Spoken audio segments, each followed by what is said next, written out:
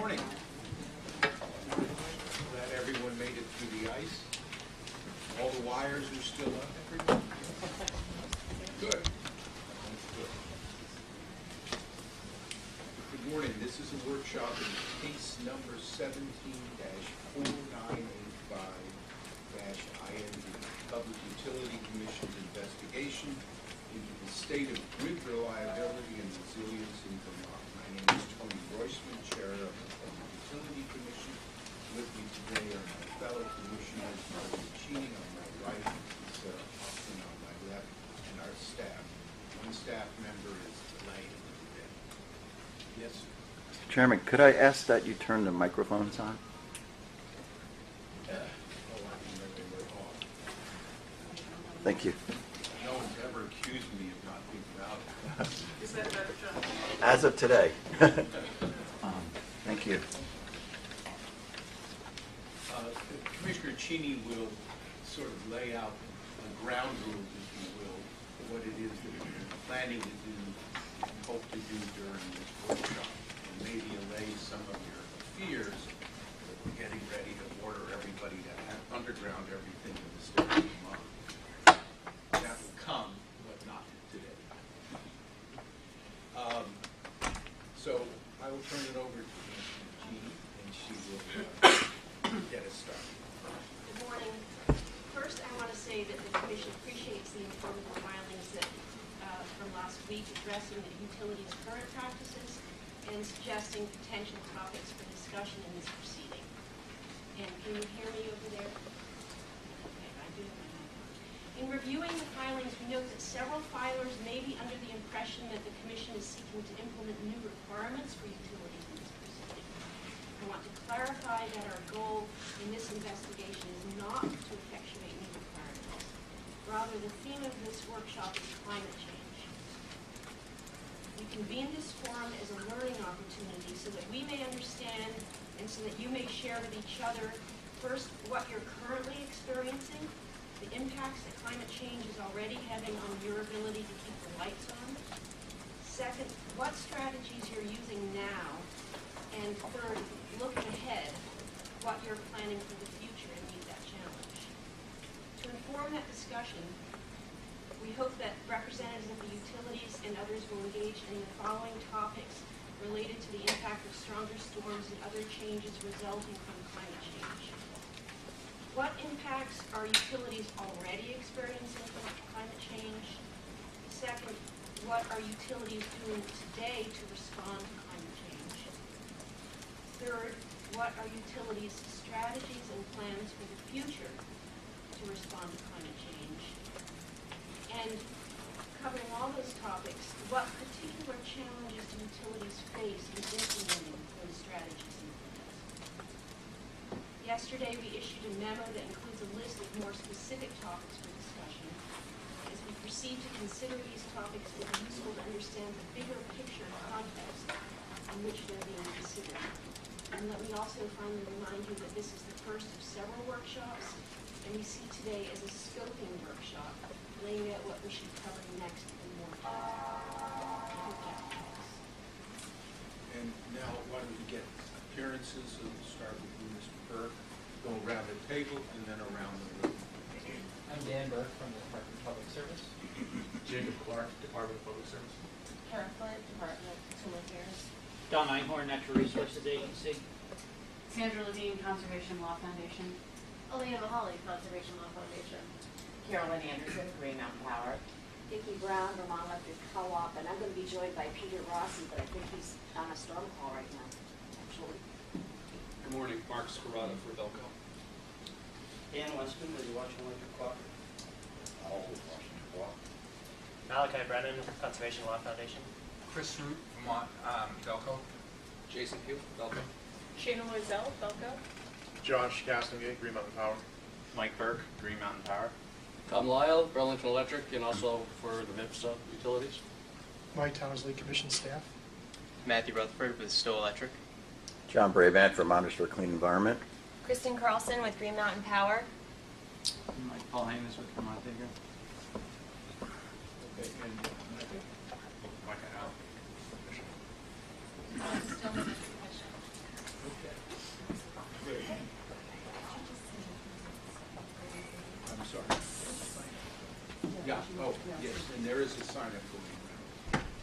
those of you who just came in, if you would just introduce yourselves for the record. Charlotte Ansel, Green Mountain Power. And Jeff Hand with Dunkill Saunders. Great, thank you. So you have a list of topics that have been suggested that we ought to cover. Maybe we could start with if any of you have additional topics that you think we should talk about today, other than the ones that are listed on the. First of all, did everybody get a copy of the memo that went out yesterday? It's dated January the 10th. So, does anyone want to add anything to the list of topics? All right. So, the first item on that, and I'll just take them in the order. The priority is just that this is the order that they can put in, not that this is their priority order. National, regional context and the trends for increasing grid reliability and resilience. So, sort of what Commissioner Cheney has already raised with you. What's going on? What are you guys doing now that we should know about to deal with what appears by all indications to be an increasing problem with weather-related events causing a lack of reliability and resilience? And I say, you know, that's half of it. What's happening now, we'd also like to know, as I said, the context. Like, what are you experiencing? Not just what you're doing, but what are those actions addressing? We're not out there, you are. And we can start with the. Yeah, it might be best to start with Velco because we're more tied into the regional and national efforts around these issues. So for the last, I would say I would break it into kind of two components: reliability focus and then resiliency focus. Resiliency focus is kind of the new thing that's come up, and there's really not been a lot done at the federal level other than the Department of Energy's NOPR attempting to kind of make a move on a policy to pay certain generators that were perceived as performing resiliency functions more money. That was rejected. That concept was kind of rejected by PUC in the last couple of days, and they opened a docket on resiliency to kind of look a little bit more broadly at the topic. So it's nascent and kind of evolving in terms of what's going on for resiliency. For the last 10 or 20 years, the folks that operate and maintain the grid have been focused on reliability, and I think there is a little overlap in these two concepts. But for reliability purposes, there are a host of regulations and rules that govern reliability at the transmission level from width of right-of-ways to emphasis on trimming trees and danger trees. And Velco is subject to all of those and has been obviously following those. We have not had a tree-related outage in 10 years. We do a 4-year cycle of vegetation management on our transmission lines. We go out and use all kinds of technology like LiDAR to identify danger trees that are outside the right-of-way. And that's been, I would say that's been the primary focus in terms of reliability. And that's worked well. I would say it's probably been a pretty good success, the way the transmission grid is, at least the way that Velco is doing it, I would say, following the rules, has been, we've had excellent results in terms of reliability. Resiliency, I think, as I said, at the national level, that conversation is going on. I think there will be something that comes out of the PUC doc that was opened literally in the last few hours. But because it's so brand new, it's not really much more to say on that topic. And I guess I would invite, we have Chris Fruit, our Chief Operating Officer, and Jason Pugh, Operations Engineer, here as well, and ask them to chime in if they have comments on reliability and resilience from the national or regional level. I'd like to just say, just from a resiliency point of view and reliability point of view, everything Mark said is correct. We took down 4,000 trees last year, in 2017, that were danger trees. which potentially could have fallen into the transmission lines. So that's part of our very active, proactive tree removal process, working with people who own the trees next to our right-of-ways. In terms of reliability and resilience, the resilience is the new, obviously, new buzzword. Originally, it came about a little bit about talking about what happens when you have a terrorism threat. And one of the discussions at the national level has really been that if somebody were to blow up a substation, and it really came to a major discussion point is when the Metcalf station in California was attacked. And they say, should you really have these big major substations, which led to SIP 14 regulations that came down to take a look at where are your critical substations, should they all be in one place, or should you split them up into smaller ones so that no one attack can take out a large part of the United States. That debate still happens, and there's still a bunch of regulations new at the federal level dealing with that to basically stop widespread outages. On the distribution level, it's very interesting. In the 2000s, when Florida had 4 hurricanes within a 4 or 5 year span, Florida Power and Light went to the commission and basically said, part of our issue is we need to improve our infrastructure so that we'll be more resilient. And that's kind of really the big discussion happening on distribution levels. How do we make it more resilient to hurricanes? So they spent a lot of money over about 10 years, and the proof came last year when the hurricanes hit Florida, in that basically none of the transmission towers ever fell down. They replaced them all with higher levels of steel. They changed their standards. They use a lot of cement poles down there, which doesn't work in the Northeast. But they put a lot of cement poles up that didn't fall down in the hurricanes. And you compare that to what happened in Puerto Rico, which is everything fell down because there was lack of maintenance for many, many years.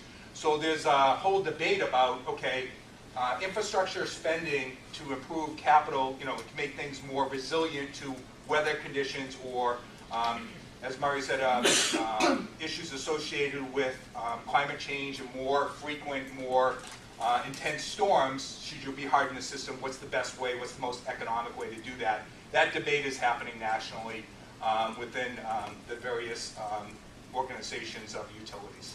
So that's the one thing I just kind of wanted to put a bigger umbrella over what's going on, because it is a very active discussion that goes on right now. Does anyone have any questions for Belco? It sounds like what they're doing or what they've done has been relatively successful. Obviously, as you get away from the transmission to the distribution, you have a market and different set of problems. But does anyone have any questions for them? I actually do. Mr. Root, when you're talking about this debate at the national level, is there a forum or timeline, and what is expected out of that debate? I know on the transmission level it's happening at NERC. So the NERC board, as well as the direction to NERC from FERC, is to can we enhance our standards that apply to all transmission companies? Then they obviously defer. They want to talk about distribution reliability, but they certainly recognize at the federal level the discussion happens at the state level, right? So it's I would expect at places like NERC and those type of things, this topic obviously is become a real hot topic to discuss. What's the right balance? And one of the things is very different is urban areas versus rural areas is very different when you talk about resiliency. So they all talk one of the big buzzwords on distribution is, oh, we'll just make sure we build ties between 2 circuits. So if something happens on one circuit, we can pick up customers in the other circuit faster. Well, that really doesn't work necessarily in a long radial, rural area like Vermont, where you don't have that flexibility. When I ran things in Massachusetts, it's a lot easier when you have 3 circuits in one town, and you can close gaps to make it more flexible, and that it's hard to do in a place like Vermont. So some of the discussions that happen get done by large urban utilities setting agendas that may or may not work in Vermont. So that's an editorial comment. So.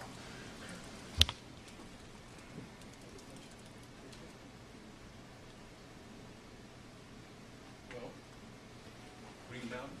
Sure, yes. So Josh Casting at GMP.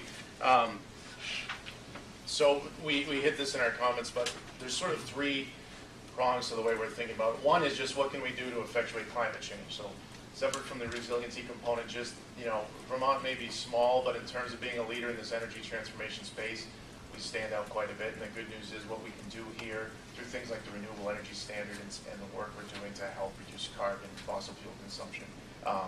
Everything we can do to play our part there is obviously a key piece of this. Next, moving to the question around what are we seeing, what are we doing today? We've kind of broken that into two buckets, which is we call it more the energy transformational work, and as well as continuing on the traditional side of the house. The transformational stuff, Vermont has a significant amount of distributed solar already. Currently, for the most part, when there is an incident outage, the solar can't produce. As we do things like battery storage, we talked a lot about creating the microgrids at the home, business, community-based level. That is going to provide a much greater level of resiliency than we're necessarily going to get right away from doing more of the traditional work. Managing the system with heavy distributed solar is also going to, where battery storage is going to come into play and be a very big help there. So our focus is doing everything we can to keep moving to home, business, community-based, push the energy consumption, production as close together, because the reality is the further you have to move anything, the more that can happen in between. And then transforming back to the traditional work. So the system is still there, it's going to be there for a long time, and we need to continue to maintain it. We're doing all of the important things about keeping vegetation management front and center, keeping the system as stable and reliable as we can, while we continue to shift and move to a much more distributed home business based. In terms of the question on what we're seeing, I mean, it's the same thing Mr. Root hit on. Significant events. We operate a fleet of hydros like some other folks here. We see 100-year water events every year or two now. We have, what we see are the number of storms probably increasing, but the severity is much more so. We see a lot of conditions where, like we're planning for right now, where there's a potential for icing because the temperatures are hanging right in that tough kind of freezing mark. So severity is certainly picking up for us. Could you talk a little bit more about how the microgrid works in one of these events where, like for the microgrid, you might have people who lose power for 3 or 4 days? Sure. Yeah. So if we start at the simplest level, take a home. I mean, and there's a lot of different terms and definitions of microgrid. For us, it's really just about many distributed resources managing itself at a more of a local level. So we have the Powerwall program, for an example.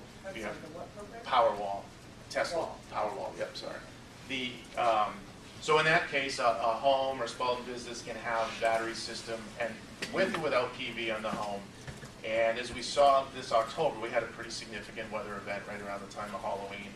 And some of the customers that had already deployed this system rode through their entire duration. Some few were over 3 days, 3.5 days, where between the solar, the battery, they were able to ride through the event as we were able to come in and start to work and get restoration going.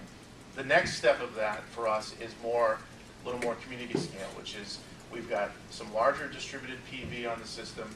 We're going to be implementing battery storage systems, as well as some other, what we call energy controls or management, because we can use things like water heaters, other resources to help manage as we're in these systems. So if the substation goes down, or the transmission feed in the substation goes down, and we can run a community off of the PV that's there, plus the battery storage system that's there, that can ride through a pretty significant amount of time. And you size the system in a way that if you had limited PV for a number of days, you could go for a certain stretch, depending on how long you want to stretch it for. When you put the Powerwall system into a consumer's home, do you work with them to set priorities as to what power sources in the house would be tapping that battery so that they have a longer use of the battery? It would seem to me that they want to make sure the well is still running right, and they want to have their basic, refrigerator, freezer maybe still going, not lose their food, but maybe they don't need their TV. That's right. Do you work with them on that, or is that completely up to them to decide how to set those priorities? So ultimately, it's up to the customer, but we work with them on that. So you make it clear that, we have, we know what the home consumes on a regular basis.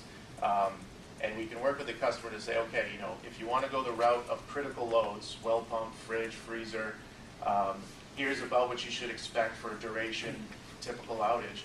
If you want to go, and a lot of customers are choosing, I still want whole home, you can stack multiple batteries together. You can put those together and have the entire home carried. The other component of that goes back to if you're using like heavily, you have an electric water heater or electric air source heat pump, through controls, when the grid goes down and you're in island mode, you can also control those things to take them down, which is an important piece because that gives you a little more extendability of the system. And the customer can always be monitoring the state of charge, what's left in the battery, how long do I have left, and be making decisions based on that too. First, I'm glad you mentioned reduction of carbon as an important step in addressing climate change, not just mitigating it in terms of actions to react to storms, et cetera. So that's important. Secondly, in regard to the traditional measures that you're taking, distribution lines, you mentioned vegetation management. I understand that GMP is also moving some lines out of vulnerable areas so that they can be accessed more easily. Can you talk about that a little bit? Sure, and Mike Burke is here as well from operations. He definitely hit some of that. Yes, we have a program where a lot of our lines that were built quite a while ago were built shortest distance to a straight line, easiest way to get to a point. Today we have a program that we call storm hardening, where we're taking a lot of lines that are in that type of situation, working with landowners, working with A&R in some cases, and other stakeholders to permit to move those lines to the road. What that does, it automatically gives us a much bigger right-of-way because the roads are already maintained. We also trim back on the side that's not, whichever side of the road that line is on. So yeah, that's a big program we have. When we install those lines, we're also using, I mentioned storm hardening. It's higher class poles, things such as spacer cable, which is a diamond shape versus a cross arm construction that you see. That diamond shape has coated wire, so if a tree or branch falls on it, we just go knock the branch off and nobody even knows it was there. That being said, if a 100-foot pine tree hits that line, then we could still have some damage that sometimes takes it out. That's for a 3-phase mainline feeder. We also do single-phase, more rural areas with just a single, what we call a tree wire for the primary, and that does the same thing. If a tree or a branch hits it, it stays on. Hopefully we can just go knock it off. The customers never know it was there. In terms, Chris mentioned some more urban areas and auto recovery. We're actually doing some programs in some of our urban areas, Bennington, Rutland, South Burlington, areas like that, where we are putting in auto recovery systems where it can see where the fault is, sectionalize it on its own, bring customers up a lot quicker.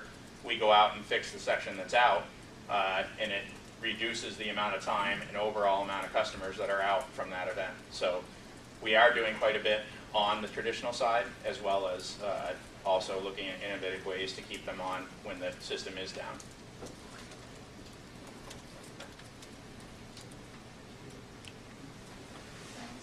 I have a kind of a weather question. I don't know if it's, maybe it's a different agenda topic, but since you mentioned icing, and when you look at the normal climate change metrics that are typically tracked, there are things like frequency and intensity of precipitation events and changes in either average annual or seasonal temperatures.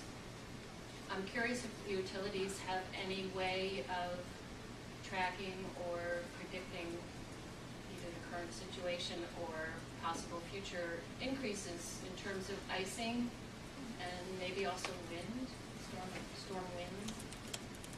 Yeah, so we actually have a forecaster that works with all the utilities in Vermont. Delco actually runs it.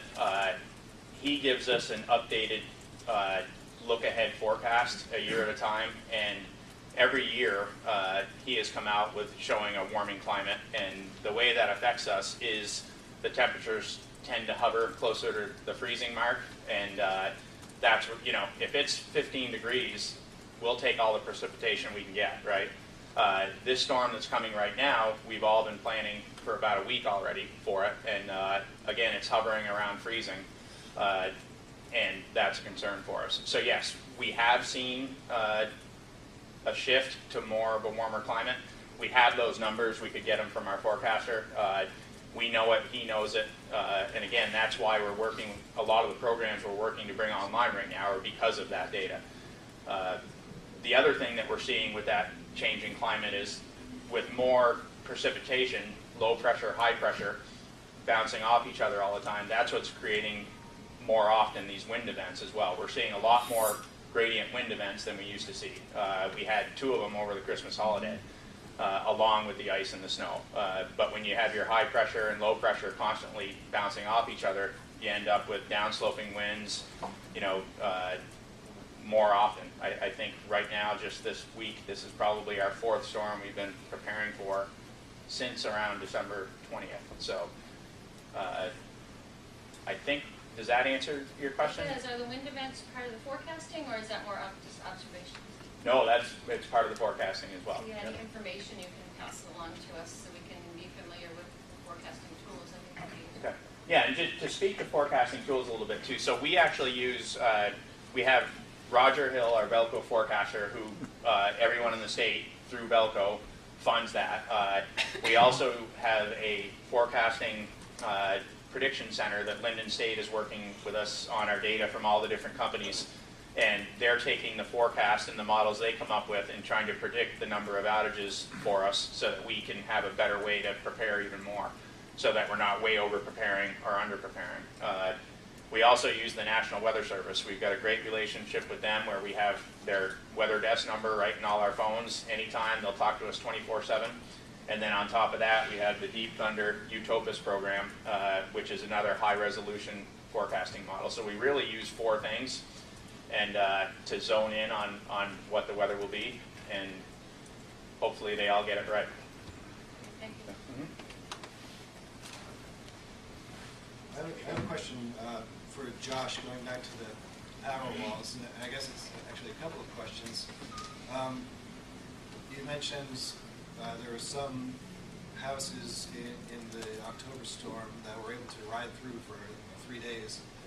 I'm wondering if that's the average size installation or if those are unique circumstances. And then a second question is, for low customer density lines, has anyone looked at where it becomes more cost effective to provide a house with a power wall than to perform the maintenance and updates? Yeah, that's a good question. So yeah, your first question was that a typical installation, or we actually had a number of examples in that event, and where every customer rode through the duration. The longest was the 3.5. I think they were 2 power walls. They decided they wanted to do their whole home, and at the end of it was just under 3.5 days, there was still more than 50% of left in the tank of the battery, so they could have continued going actually for a number of days. And they did have solar in that case, so whatever limited sun came up the next day, recharged things a little bit and kept going.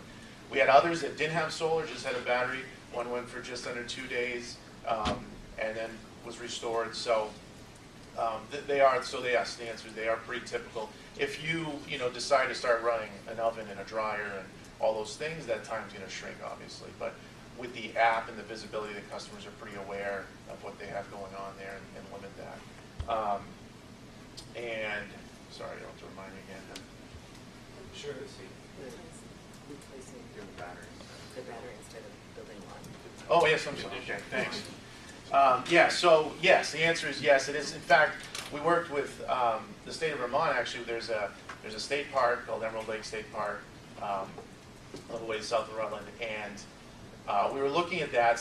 One of our field designers actually came up with the idea because it's a 1.5 mile distribution line through the woods. Park's open, obviously, from Memorial to Labor Day, then shuts down in the winter. But the reality is, if something comes down in the winter, we still have to restore it. It feeds like a couple bathrooms and a little shack or something, extremely. So that was the first example, working with some folks through. Okay, we have to keep this line trimmed. We have to put it back up every time a storm hits. the load is extremely light, and we transitioned to a PV storage system. Still feeding to the customer's point of view, it was no different. They're still metered, still have they have better reliability than they had. But now we don't have to.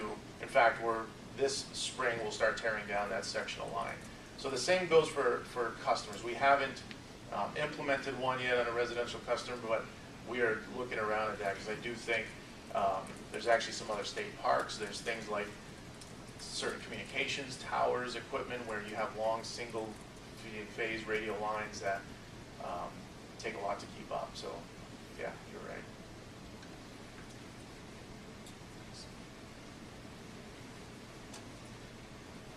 CLF, what do you think? We provided comments concerning resilience, and mostly it's focused on how are you managing the overall grid in face of climate change. And it would certainly be easy, I suppose, to just cut down every tree in the forest, and then there wouldn't be any problems with tree damage. And there certainly needs to be a balance, and CLF would like to have this investigation also look at how are we using natural systems and that can help bolster resilience to climate change. You know, wetlands in terms of flooding, so you're not damaging those, minimizing the tree cutting that may be needed, the location of the lines, and most focused as well on and Green Mountain Power and others have talked about this, a more distributed power system overall that also reduces the impact on climate change through greater reliance on renewable energy.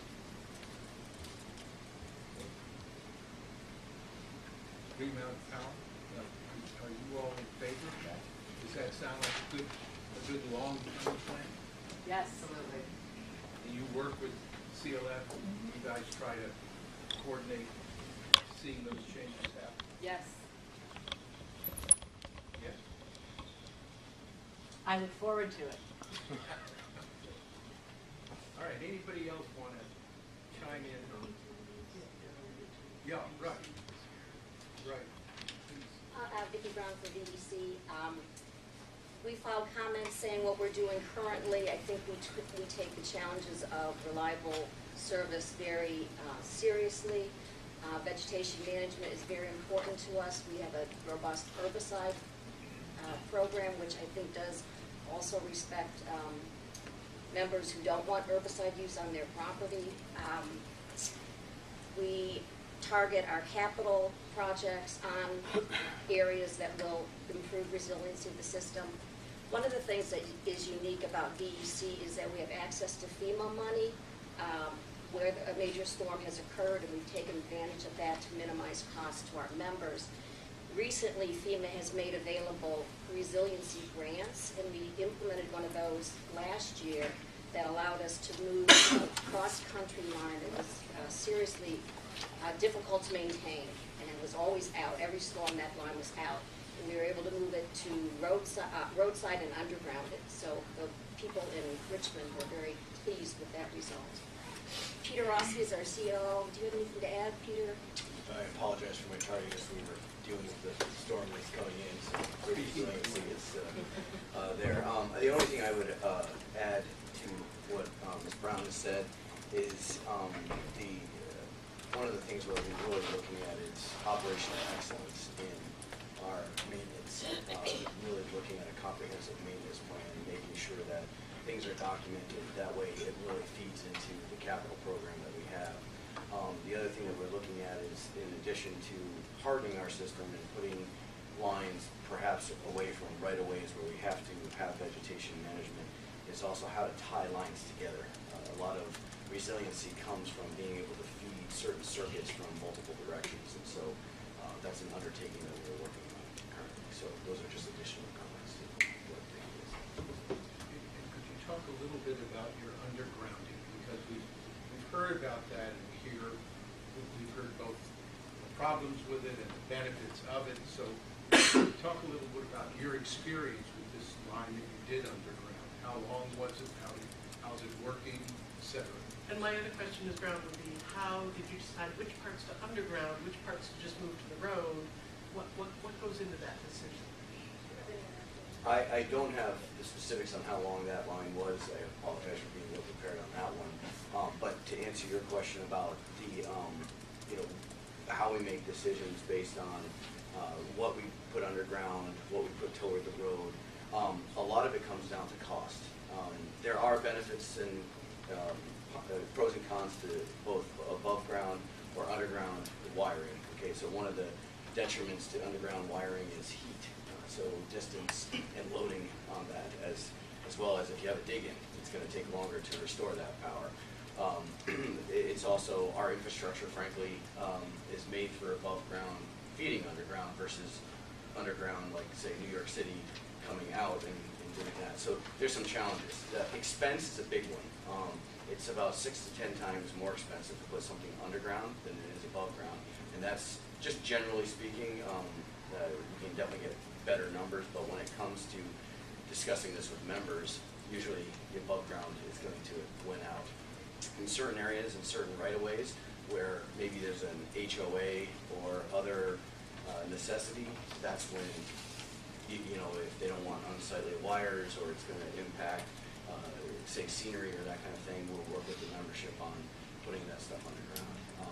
But there are ways to make our, using tree wire, using close construction Hendrix wiring, there are ways to make, above ground pretty resilient. So there's a number of different things that go into a project.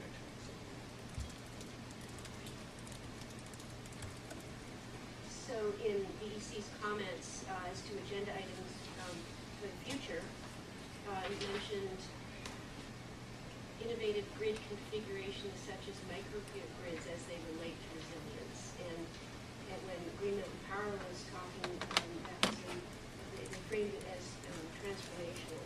So how much is BEC doing in the transformational world as opposed to more traditional vegetation management? That's a good question. I think we're doing a series of projects on that front, innovation front. One of it, we're working with the NRECA on an 8P, let me say this wrong, 8BC for PV grant that they have. So there's some investment that comes from BEC. Right now we're the only co-op in the nation that's working with NRECA on this, but it's a combination storage with a solar panel, depending on the cost of the membership.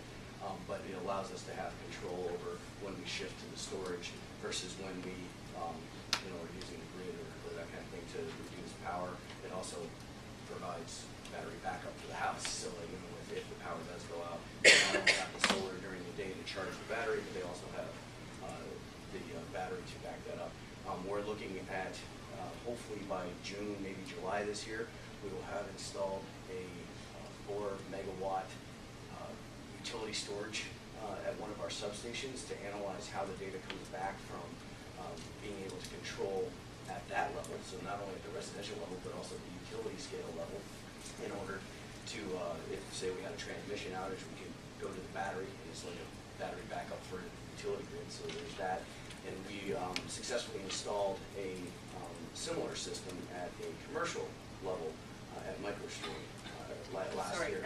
Where? MicroStream in Burlington. Microscreen? Strain, S-T-R-A-I-N. Thanks. You're welcome. And so we're looking at how that's going to work. So we're kind of phased approach on this. Not only are we doing the renewable area, which I'm sure you're very familiar with, but working on some of these newer technologies out there and seeing, right now it's data gathering, seeing which one's going to work. But I have a lot of confidence in utility scale storage, which could bring big benefits and resiliency across our substations. So. We could, if anyone here has more to say on new things that are happening with storage, and if you know about batteries or see applications for those, are there other things that are either on the drawing board or almost here that can deal with that liquid storage question? Anybody? Yep. This is Josh again, Pete. Just the thing, I think Mr. Rossi kind of hit this a second on the battery storage quickly, and then he knew. The other component I didn't quite hit is that the systems also provide other values back to the grid, right? So outside of the whole resiliency discussion, I think of them as, essentially resiliency resources that pay for themselves plus some, and so we also use them as a tool to reduce costs for all customers.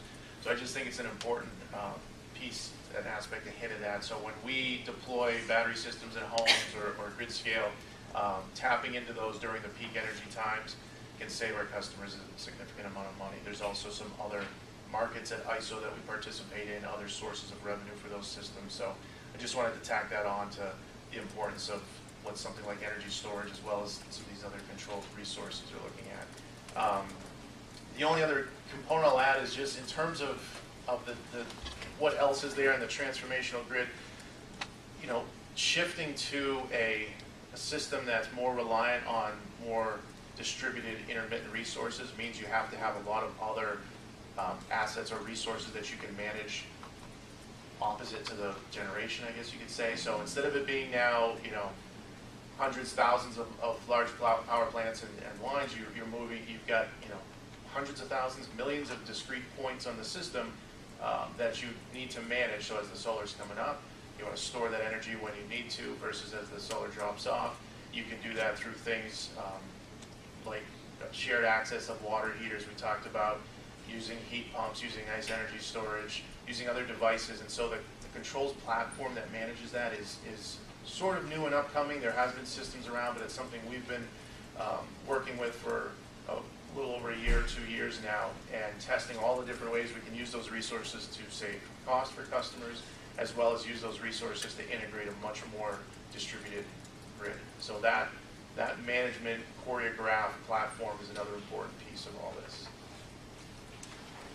Charlotte Ansel, Green Mountain Power. Also, we see an opportunity for an intersection of some of the more classic regulatory principles like rate design and storm resiliency. Josh is actually leading a, leading a pilot that will use the Tesla Powerwalls have revenue grade meters embedded in them, and Josh and his team see a future where we will be able to use a Tesla Powerwall or a similar residential scale battery to both provide backup power to customers and also serve the role of revenue grade meters. So in terms of how we think about rate design, right now for our customers pay about a $14 a month customer charge that is designed to be reflective of meter costs.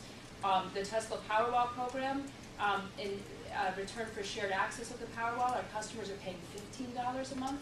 So we see an opportunity in terms of future rate designs and just future regulatory strategies generally to perhaps replace that traditional meter with a residential scale battery and decrease costs for customers and also improve reliability and microgrid capacity. So that's another area where we see intersection of storm resiliency and reliability, innovation, and more classic stuff like rate design. So that's another area where we see intersection of storm resiliency and reliability, innovation, and more classic stuff like rate design.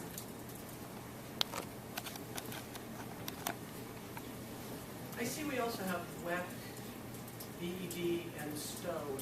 If you have other thoughts. A couple. I think GMP and Velco have done, as well as VEC, done a great job of describing the overall picture.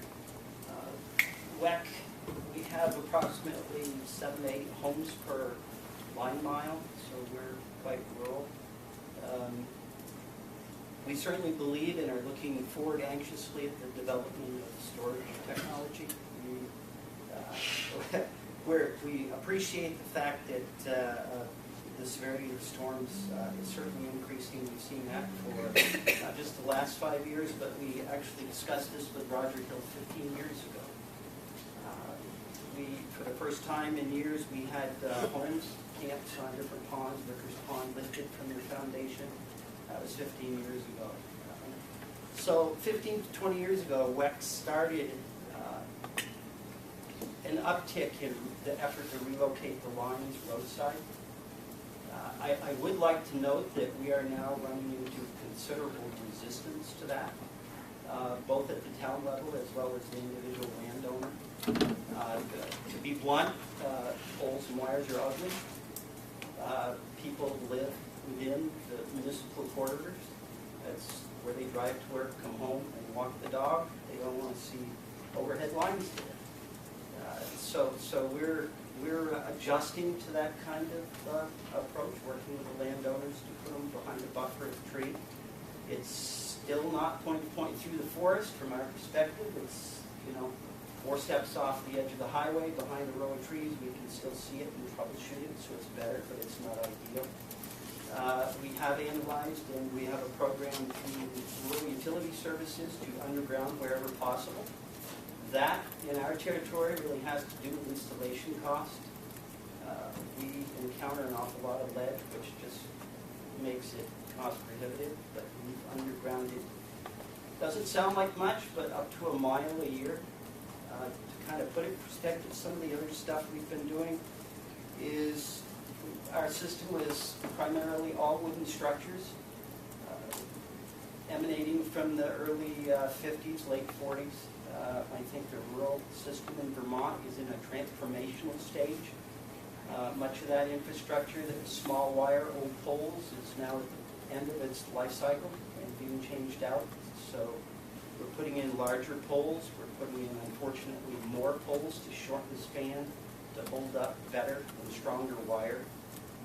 Vegetation management is certainly a part of that, but Washington Electric's board of directors and our membership do not want us to use herbicides, so we are faced with flat cutting, mechanically clearing the lines, which does promote regrowth, rapid regrowth, so we're struggling with that because that causes us to trim more often, which drives costs. It's kind of like an endless cycle. So location of our assets has become paramount. If we can locate them roadside and balance between right-of-way management, we no longer have to deal with cutting as much cross-country infrastructure. We do not like cutting trees, but in order to promote reliability, we have to.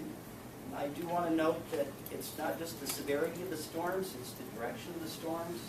We're all familiar with nor'easters. The Halloween storm, for the first time in quite a few years, we ended up with winds that were perpendicular to much of our north-south running infrastructure. Good, healthy trees. The majority of the outages on WEX system that week were not caused by trees that were on the edge or within the right-of-way corridor that we maintained. For the most part, it was large, very healthy trees. Not specifically species-specific, but that was the majority of the cause of tree-related outages. We've seen that before a few years ago during the storm, so we are now working with individual landowners to remove good, healthy trees that are outside of the established corridor. That's not a priority per se, relocating the line or hardening it. Better poles, better hardware, different type of construction is certainly paramount. We rebuilt 5 of our 8 substations with state-of-the-art equipment. Each substation, even the older ones, are now equipped with electronic reclosers, fault distance finding equipment that tells us how far from the substation the fault or the tree that's probably causing the problem is. So the system, we've been hardening it for 15 years. It gets a little disappointing when a Halloween storm comes along, but it's a learning process. And again, we saw the direction of the winds as the primary problem. And in our part, we had more outages on our 3-phase feeders than what we would have expected. So we're going back and looking at the 3-phase feeders versus just the single-phase remote infrastructure. So as a co-op, you have maybe more than normal utility, more direct contact with your customers as to vote you in or out, as the case may be. I believe so, sir. All right. So how do you deal with the competing consideration that we hear all the time, rates are too high, rates are too high. Everything you talked about is money, right? Do they understand, are customers understanding that if they want to keep the lights on, they're going to have to pay more money to harden the system, or is that still a very hard sell? I have written down here the first thing that we're trying to do is educate our members to the changes that are occurring to the weather patterns that are causing outages. The second thing I've written down was we're educating people as to what they may need to do, given the fact that they are served by remotely located cross-country lines that probably cannot be relocated. So you can cut all the trees you want. You're still going to have outages on these cross-country lines when a severe wind event, by the way, wind is our primary problem, occurs. We will start with a group of, we do community meetings 2 or 3 times a year, and we'll have 40 to 50 members that come and these questions come up.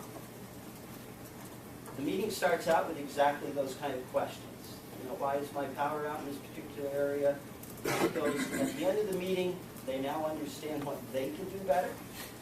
We as a utility can understand their perspective, and we have the opportunity to explain to them what we're doing to keep the power on. And all of the things that have been mentioned here today, our members are mentioning. So we didn't hear anything new here today. We're hearing the same things, reduce our carbon footprint, become more reliable. We're hearing it all right from our members directly 3 or 4 times a year. Clarifying question. What do you mean by the directional change in wind? Do you mean from a compass point of view, or? Yes, quite often. Can you compare past and present? I can. I bet you Mr. Burke would be able to help me here too, because we're kind of little weather nuts. He's a little more crazy than I am. Typically, we will get a nor'easter where something coming up the Ohio Valley collides with something come up the coast. Every once in a while, we've heard about the polar vortex, all these different weather patterns. But traditionally, I don't know if a lot of people in our world, but distribution utility people, a lot of our valleys run north and south. And our lines and the way our towns developed are in those valleys. And a lot of the infrastructure that we have runs up valleys, typically kind of north and south. So when we get winds out of the north, it's not quite so concerning. We're out of the south. The winds that hurt us during this Halloween storm were right out of the east. It's a different direction. So in a lot of our rural infrastructure, the winds actually came perpendicular to our right-of-ways, and it pushed good, healthy trees right over onto the line. Just remember, try to picture a distribution line that has a natural canopy. I think somebody was referring to using, nature as a way to shield. Utilities do that. We don't just go out, well, Dalto does. They have to cut everything back to where a tree can't reach it. But typical distribution utilities, we want that canopy. We want a good, healthy tree to stay there that's resistant to wind, but when the direction of the wind changes, the tree's not used to it. So we're kind of digging into the details here, but that's the second storm that has impacted us because of winds from a different direction. And we're both from the east? So in other words, is it possibly a shifting direction, or is it chaos? Wind from all directions as opposed to typically the north-south? I'm going to reach out to Mike. This Halloween storm, Mike, the winds. Yeah, what I would say is a lot of our infrastructure is used to winds, like Dan said, from the north, even from the west. We can take quite a bit from the west. What's happening is, if you remember 20, 30 years ago when we used to get nor'easters, and it would be just some nice snow, and the nor'easter would kind of travel up the coast. If you look back to the Halloween storm, that incredibly intense low pressure system actually took a track up the Hudson River Valley.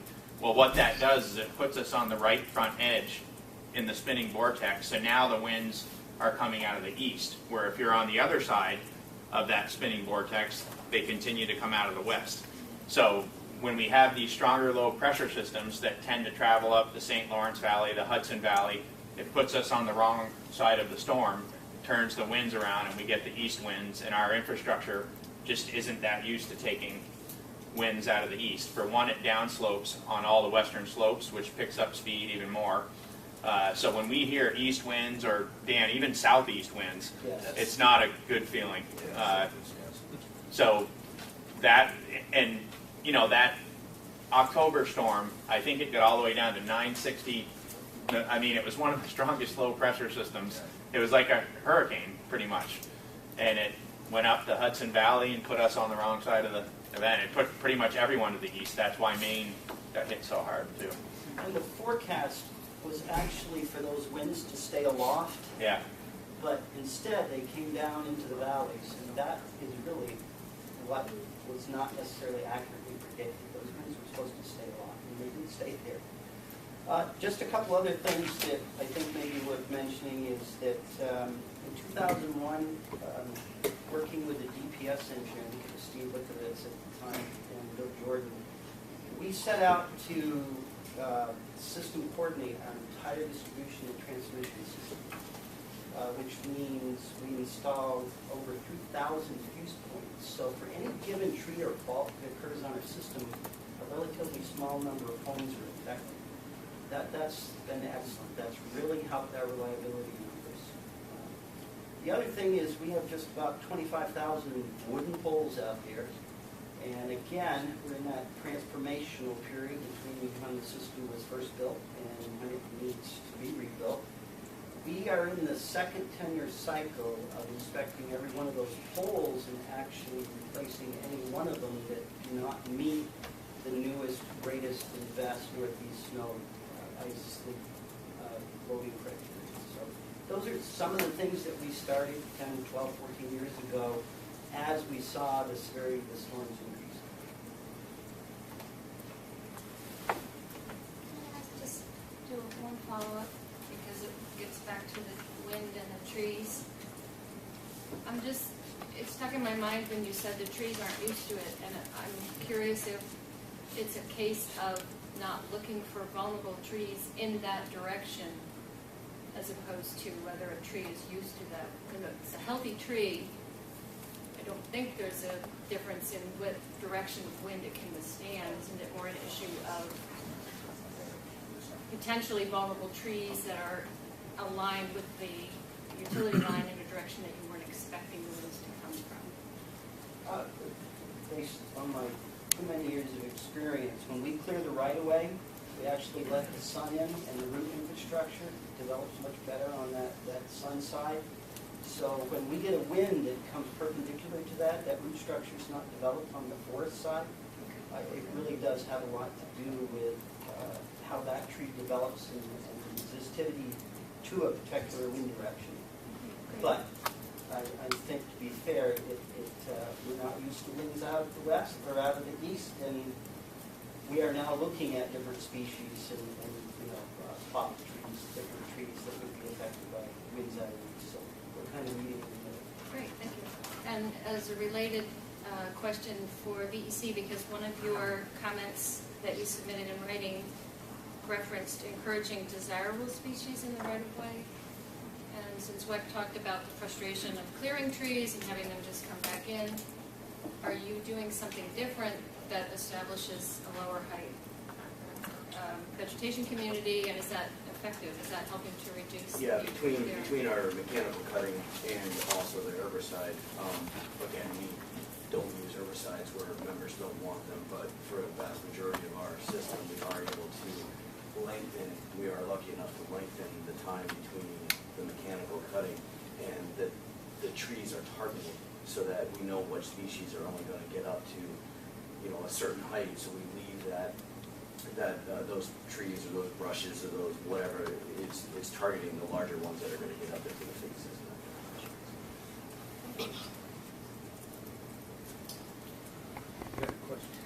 Yeah, a couple of questions. One that comes to mind is, and I've heard a couple of people mention it, whether there are material changes that can be made rather than, when we think of hardening, sometimes we think of expanding the footprint of a project and building out. But related to one of the concerns CLF raised is how do we sort of manage not stepping on and building out into natural resources that we don't need to impact. Are there materials that, you just mentioned that you're going through this 10-year cycle of replacing poles that don't meet certain criteria, but I'm wondering, what are those criteria based on? Are they based on storms in New England that we've seen in the past, or are they forward-looking? Because as you're replacing your capital, are we making sure that we're doing so with materials that are going to be able to withstand future storms, and are there new technologies out there that are able to withstand greater wind speeds, for example, that we could be looking at using? I think the short answer to that is that yes, there is better materials out there. I think it was Chris that mentioned Florida was putting in cement and steel. We've actually got some fiberglass arms and poles out on an alpha test.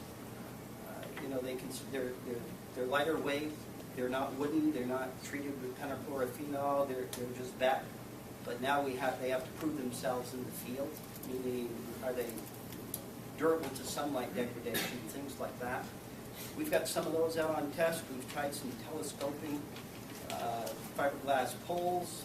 The problem is those are great roadside.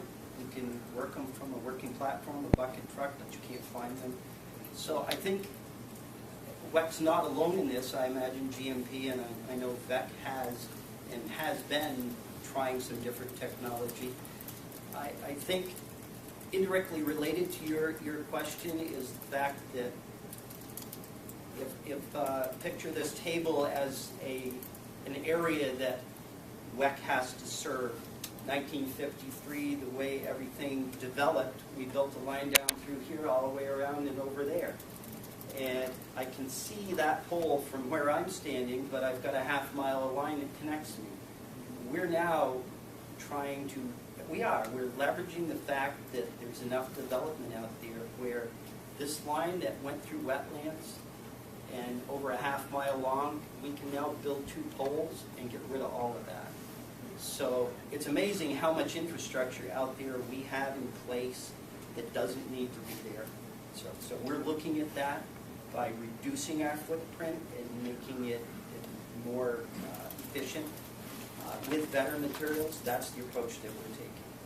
And the loading criteria that you referenced is a New England standard that you're building to?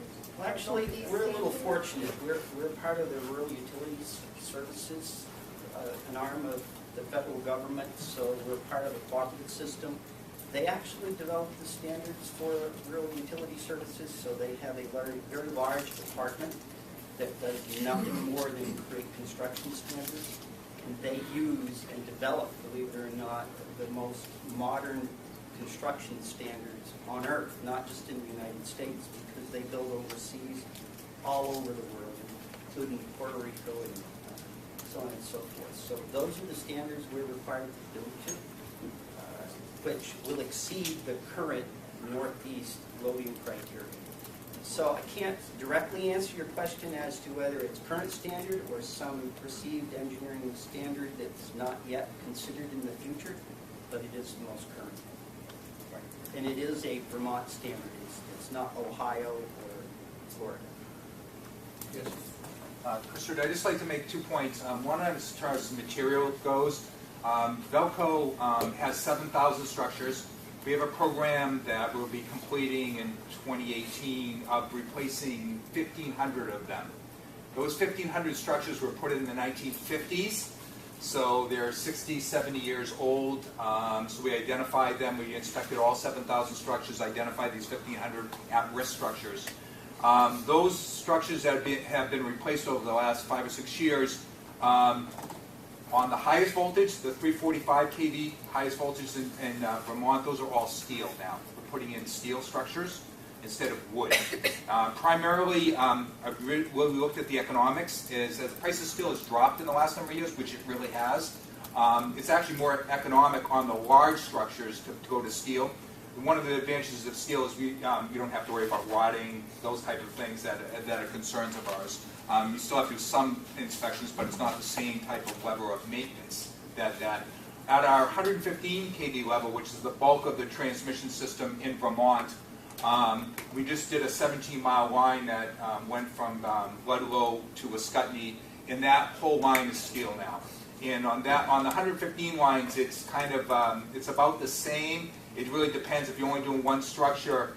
We have to look at each one, decide whether we can use steel there or we have to use wood. It really depends on whether you have to take the line out of service. You have to take the line out of service for steel to replace it versus trying to do it live. We have to use wood there. So we use a combination of both. But clearly our preference is for new lines or new large rebuilds is to go steel for a lot of the reasons that we talked about. The other thing I wanted to make a mention is that all the Vermont utilities have been working originally with IBM on the Deep Thunder weather forecast. So we have a thing called the Vermont Weather Analytics Center that Velco runs on behalf of all the utilities in Vermont. And what that does is, it was originally developed for two things. One is to do a better job of predicting weather. And the second thing was to produce, to recognize where renewables and the effect of renewables on the system and better forecast renewable generation due to weather. So one of the things that does is it uses the IBM Deep Thunder application, which now we are running in Rutland for the utilities in Vermont. We have a computer system that can do that now. That program predicts weather 72 hours in advance, every 10 minutes, at a 1 square kilometer distance. So it's almost a micro weather forecast looking out in going forward, and it does predict things like weather direction, temperature, all this on a micro level. It takes several hours to run the program, and it's run several times a day.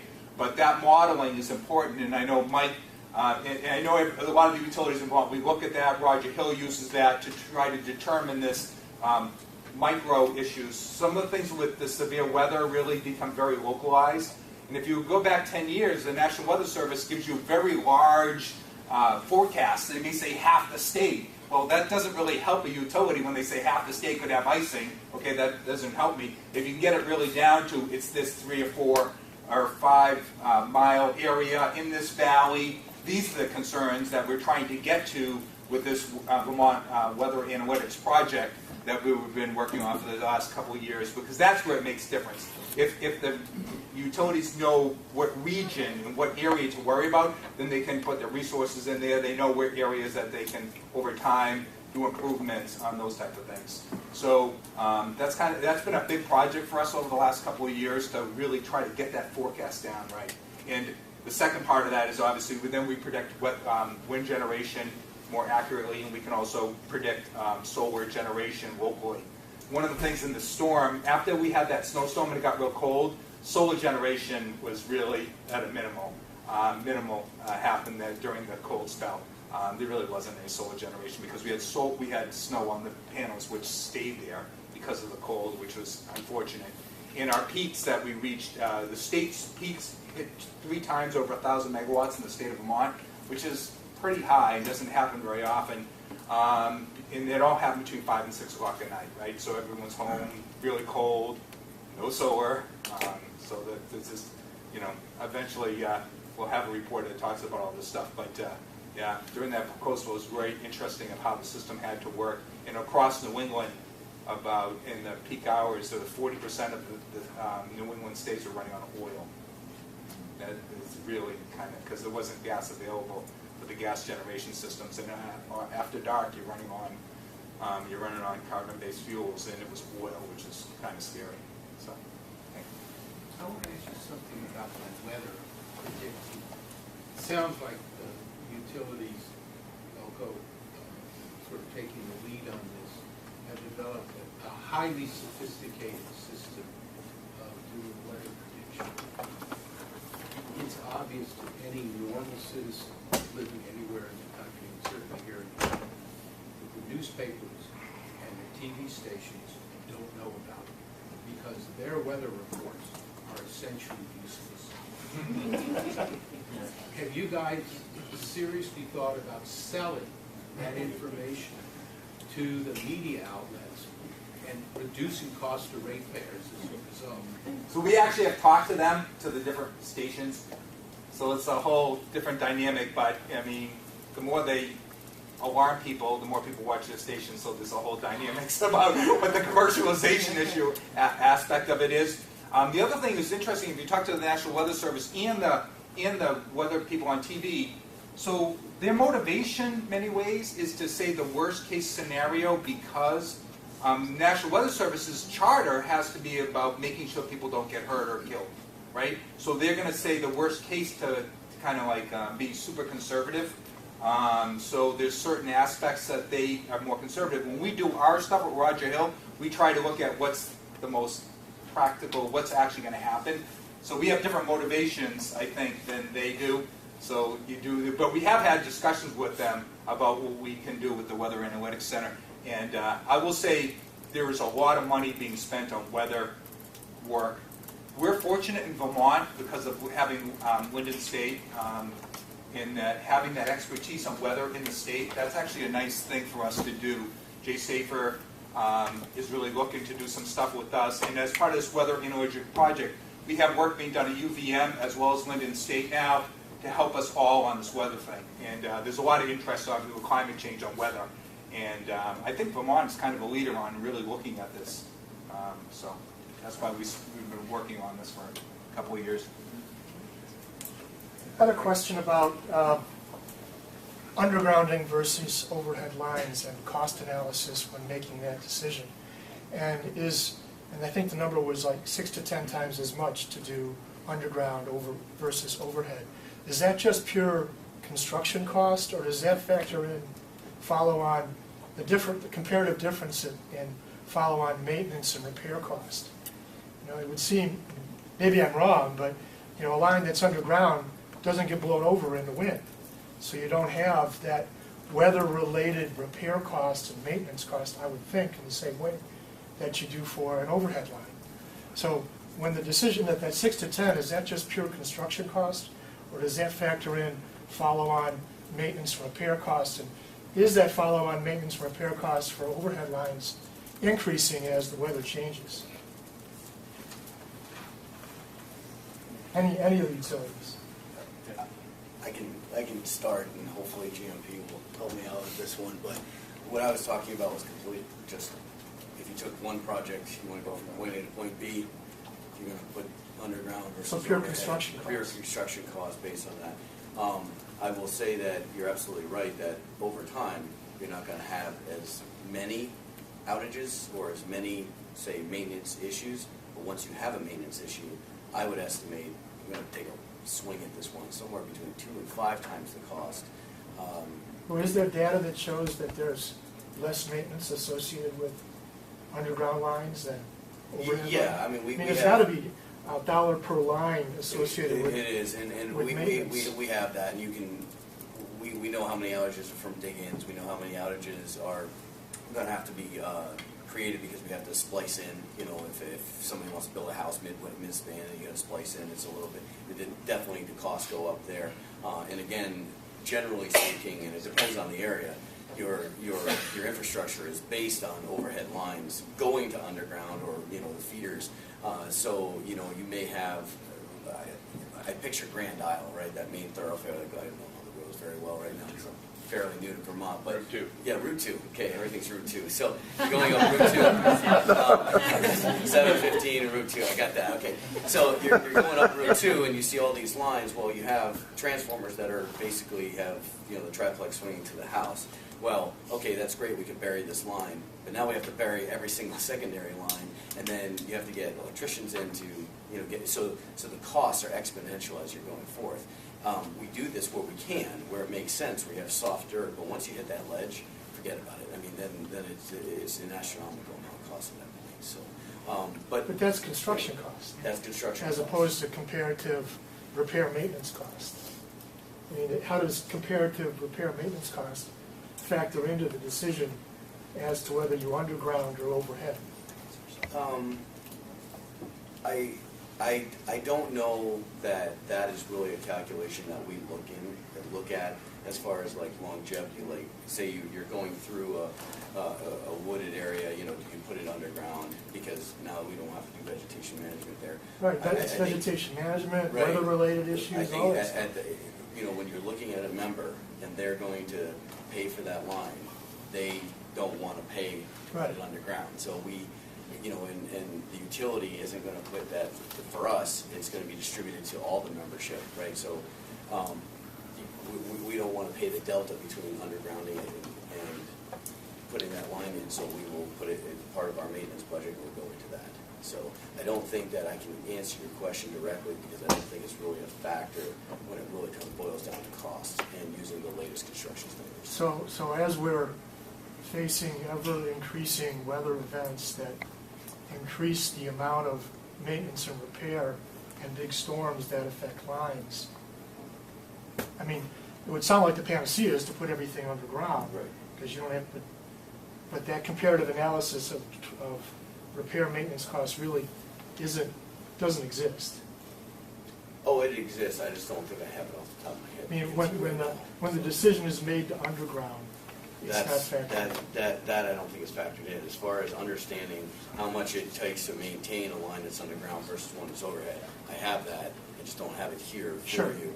But I mean, there are areas, say, going up to Smuggler's Notch that we just replaced. I'm going to say just under 2 miles of underground. Okay, you're digging up road. I mean, this is a line that's been in there for 20, 25 years. We've had a number of different failures. Obviously, development goes in, comes out, wires are, you know, backfed 3 ways for Sunday. You're relying on the older linemen to know exactly how it's all fed and everything up there.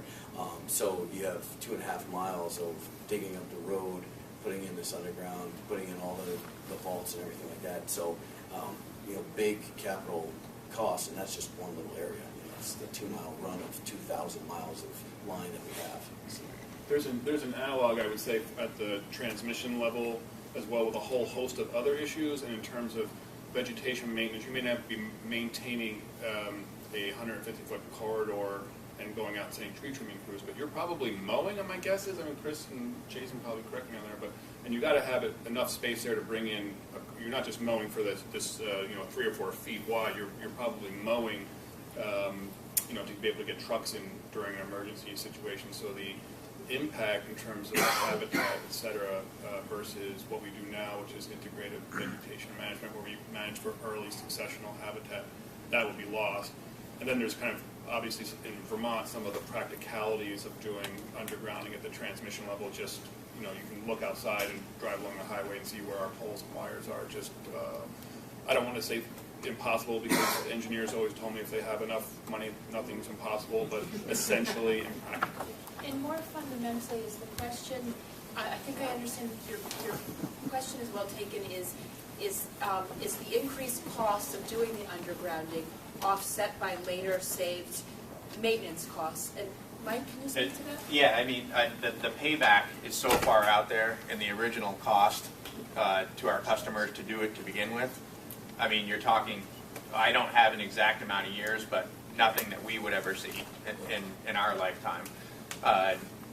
What, you know, you're saving a little bit on trimming, but the extreme cost to put it underground in the first place, the customer's already lost their investment right there. Because your dig safe costs go up. Yeah, your dig safe costs go up. We had a failure on an underground about a month ago down in the Quechee area, and literally you've got to bring in specialty equipment that pinpoints down to a foot out of about 2,000 feet where the fault is. We ended up having 2 excavators in there. It ended up, the customers were out for 12 hours. It was a horrible, horrible outage. And if that was a tree that landed on a wire, it would have been a splice. They'd have been back on in about an hour. So it's the upfront cost cancel out the savings that you would have to get over years and years and years. In other words, if you're paying twice for your bill, that would be my reference to it. You asked a question earlier about what are the detriments, or when do you look at underground, things like that. I would like an opportunity to talk about that.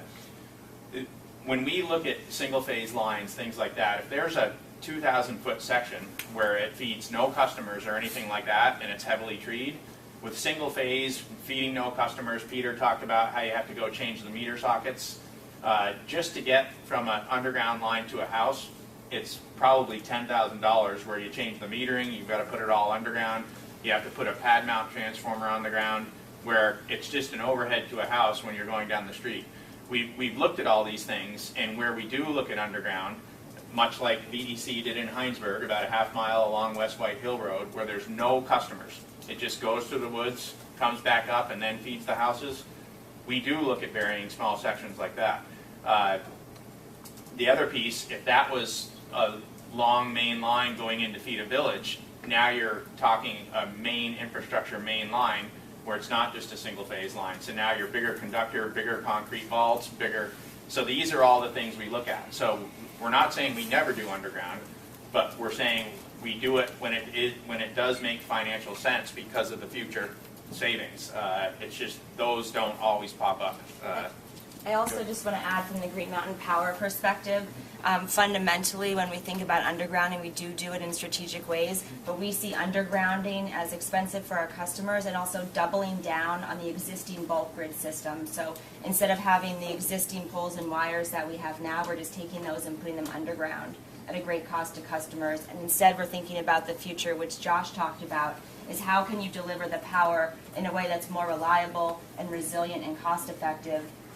And that's where we get to battery storage as well. So we see undergrounding as just a doubling down, billions of dollars. We're still going to have the same traditional it breaks, we fix it fundamental problem. Whereas if we know our system is now carrying more electrons than ever, even though fewer people are using that system, how can we then use battery storage to jump forward and not just do something that's kind of traditional and will drive up costs? So, well, I wanted to make sure, Jennifer, at the 11 o'clock mark, I want to make sure, Mr. Lott, being you're a very urban area, would you say there are differences from what you've heard so far? I was hoping to skip on this. I just wondered if there's anything in the urban world that we should... Well, so I'm a bit out of my realm. I'm a program planner and energy efficiency person, so this is all fairly new. But if the commission is interested, I can certainly go back to my office and provide or ask our engineers to come in for the next workshop to kind of provide an overview of our system. You're right. I think Burlington certainly does have some overhead distribution wires, but a fair significant amount is underground. And it's also a different type of architecture. It's more network as opposed to radial. But I can't really speak to that engineering aspect of it. In terms of maintenance cost for undergrounding, yeah, Burlington's different, so it's been around for 100 years or more. So a lot of those trenches and underground wires and transformers and vaults have been underground for a number of years. But nevertheless, there are maintenance, and I do every now and then listen into conversations with our engineers, and they do spend a lot of time in certain areas pumping out the water. And probably it will happen this weekend, and it's on a regular basis where they're out there, driving a circuit. There's a couple of trucks that are regularly pumping out underground vaults, to prevent flooding. Sometimes they do flood, and the lights go out.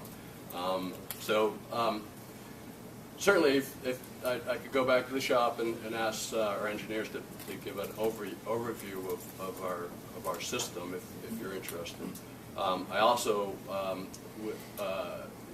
would just, for your information, we just selected a supplier for a microgrid system to serve the airport. So that's the very beginning stages of that project. It's a 1 megawatt, 4 megawatt hour system, fairly sophisticated as much as I know, and so we could provide a high-level overview of that project as it stands today, if you're interested.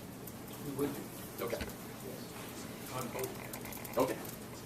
So you all have talked about and really provided us with wonderful information about innovative things that you're doing to try to address these. So let me ask you this next question. What outside of Vermont are getting in your way, are making it more difficult, or are facilitating your ability to do the things you want to do? And then my next question is going to be, what are we doing that are making it more or less difficult for you to do the things you want to do? So first, is there any constraint happening outside that's making it harder, gets in your way when you're trying to do your innovative stuff? Yeah, on behalf of Green Mountain Power, we continue to be concerned about the traditional mindset that governs at ISO New England and FERC planning processes that are, even in the face of no load growth throughout New England, meaning that all of the New England states are no longer seeing a growth in electric sales. They're seeing either flat or declining electric sales, just like the way Vermont is. We're still seeing significant proposed build-outs of our regional transmission system, which is adding significant additional costs to all Vermont customers. And those costs are then getting in the way of making more strategic investments in Vermont in terms of microgridding, breaking away from the bulk system, going to community, business, home-based system. So we think it's very important as a state and within Green Mountain Power to be planning our grid around that philosophy of over time significantly decoupling from the ISO New England grid, given that it is a cost pressure that is continuing to grow at a pretty dramatic clip and doesn't provide value to Vermont.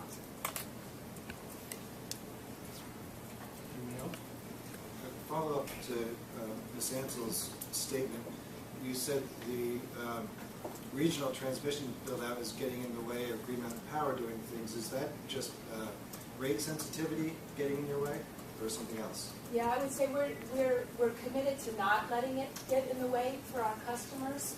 So all of the strategies that we're doing in terms of storage and innovation are finding ways to actually decrease that reliance on the regional grid. So that's our whole philosophy on behalf of our customers.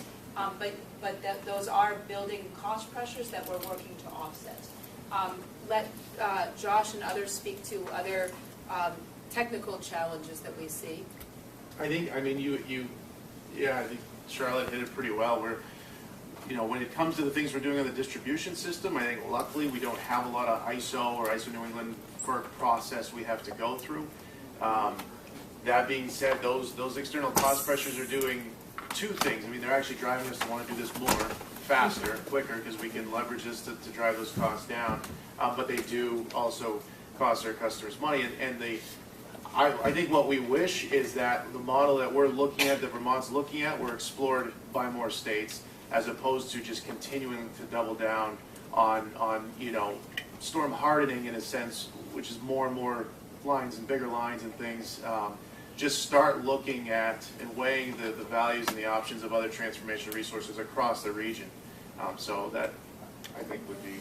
Just another practical example, Mr. Nauer. So regional network service is what we pay, what all of the utilities pay for under ISO New England. And the point of it is supposed to be to ensure that there's sufficient transmission capacity, so you don't see this thing called congestion, meaning which is like when you basically have too much traffic on the transmission lines.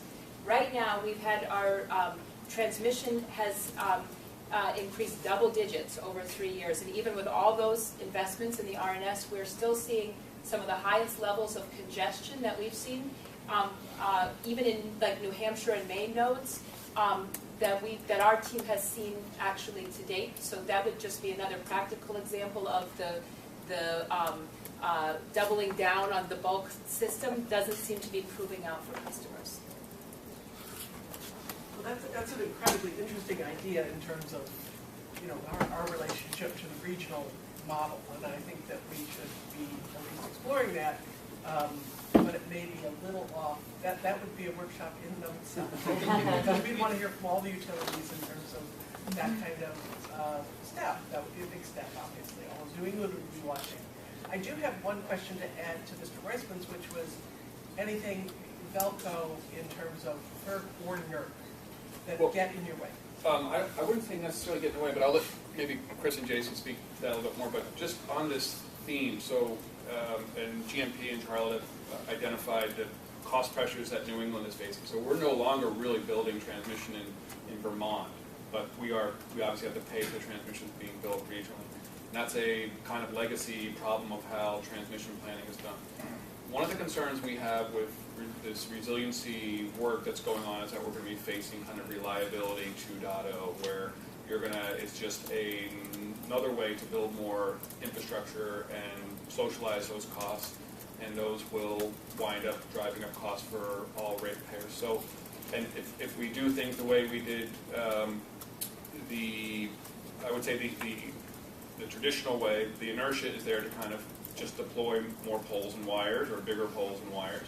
And I think it's really important that as this is kind of at the outset of this resiliency idea, that Team Vermont kind of really work together so that we can be stronger advocates. I guess I would just to add to Charlotte's comments, when this work is going on at the federal level, to the extent that the department through Ed and the commission through Mary Jo and others can stay engaged on that with Velco through the regional utility group that we convene and other efforts to really work together to make sure that we're all singing from the same hymnal out there in regional and federal level. So it's all starting right now, but I think just hearing that this docket's opening up, one of the things I have in my mind is, are we kind of reinventing the same wheel, but just under a different name. So I would just say that, and then for the NERC piece, I guess I looked at Chris or Jason. Yeah, a couple things. First on the cost side, right now Vermont actually gets more money back on the regional rates than they pay into it based on the percentage of load. So there's an issue, and we've spent $1 billion over the last 10, 12 years of infrastructure that was done in Vermont that's paid regionally. So there's some issues with that. And then, during last week, there's like 200 megawatts worth of generation within the state during peak, and the other 800 came from outside of Vermont. So that's fine. You just have to rationalize how to close that gap at night. So that's a lot. Somebody's got to figure that out, and what the cost of Vermont would be to have that 800 megawatts of generation in the state, if you don't rely on the rest of New England.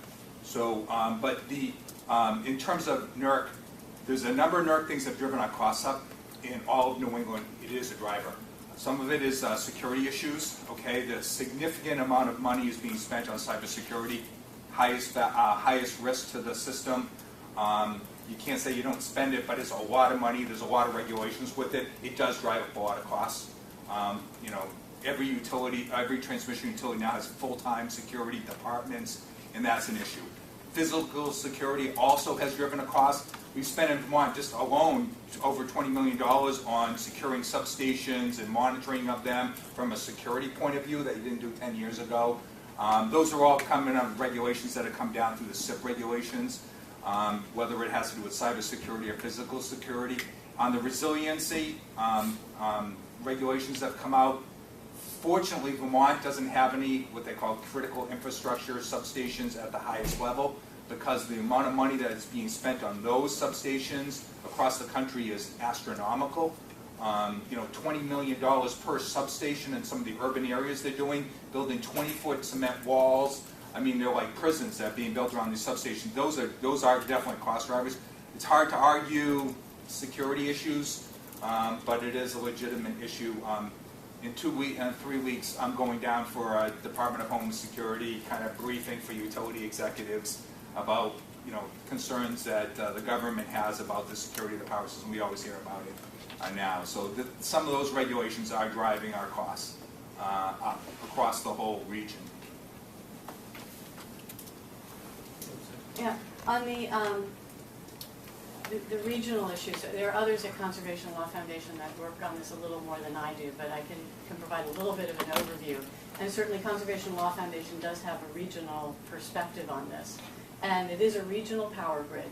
And by and large, many of the reimbursements for costs and how transmission and other facilities are paid for tends to favor the building, newer, bigger building things, infrastructure in the ground, and disfavors other ways of meeting customer power needs, whether it's through rate design matters or managing the grid in a way that can meet customer needs with energy efficiency or with more local power supply. And so in part, I think something that both this commission and others and CLF regionally has been working on is putting in place measures that would really value the services that are being provided, including valuing the lower carbon, or pricing the services in a way that values the public policies that are in place in many New England states, including renewable portfolio standards in a number of New England states, and placing a value on a low carbon supply going forward, so that that's factored into the prices that is paid overall. I would certainly not favor Vermont somehow, divorcing itself from the New England power grid. I think it is a regional grid. Vermont gets great value from it being a regional grid. Vermont has a lot to offer into the grid and gains a lot back from the grid. And certainly closing the door after the regional customers have paid for most of the transmission facilities in Vermont seems unreasonable. Would you think it would make sense for Vermont to try to convince the powers that be regionally that the price of Vermont helping our ratepayers, helping out, is that those states be as forward-thinking as Vermont is about how to approach efficiency, renewable energy, and the like, rather than subsidizing them if they seem to be making choices that we think were the wrong choices? Yes, I think that would be a very helpful role for Vermont and both the regulators and utilities. It's a role that Vermont has been playing for a number of years. I'm a little concerned that I'm a little concerned that it becomes a bit myopic and provincial and Vermont only, without recognizing the broader value that Vermont actually gains from the regional power grid decarbonizing. It's not just Vermont, it's the rest of the grid as well, and there's value for Vermont to that.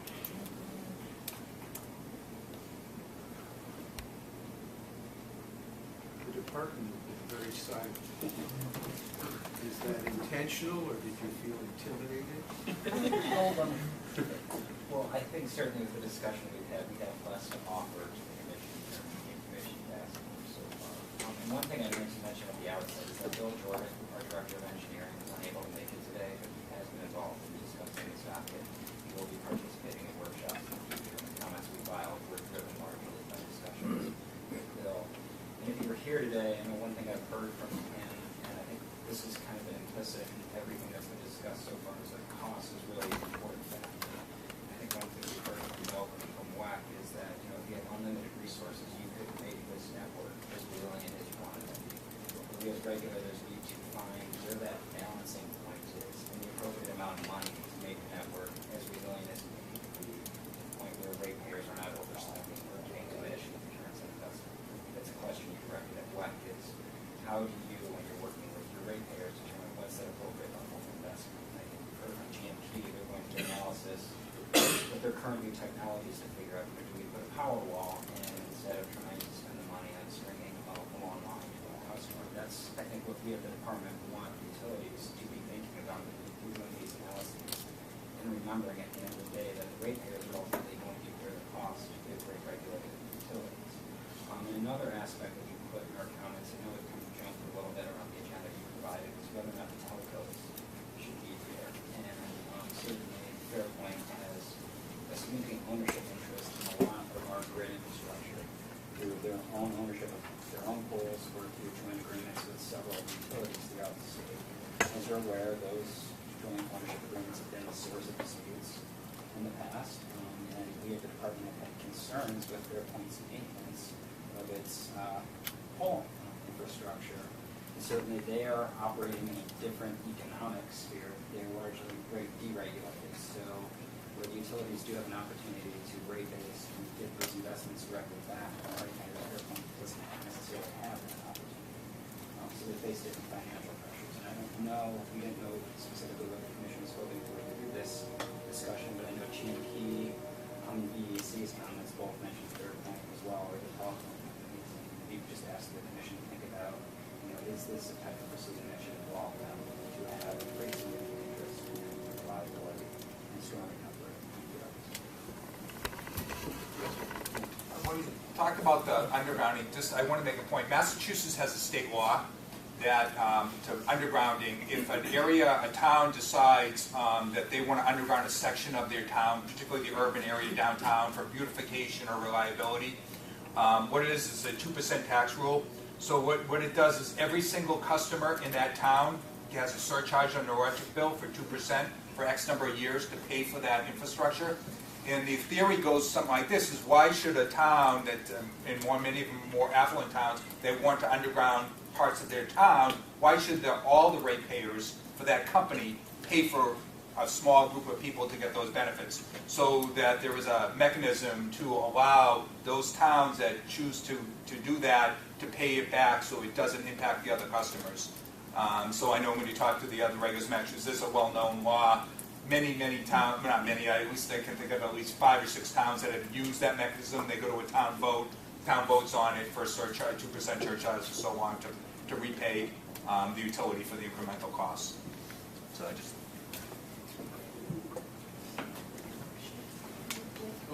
I do have some additional information on the undergrounding. RUS requires us for all of our projects and our construction work plans. I'm sorry, who requires you? RUS. RUS, okay. So we have to do a cost-benefit study for every project. We typically do 65 major reconstruction projects every 4 years in our system. So we have to actually file it as part of our construction work plan. It's us for all of our projects and our construction work plans. I'm sorry, who requires you? RUS. RUS, okay. So we have to do a cost-benefit study for every project. We typically do 65 major reconstruction projects every 4 years on our system. So we have to actually file it as part of our construction work plan.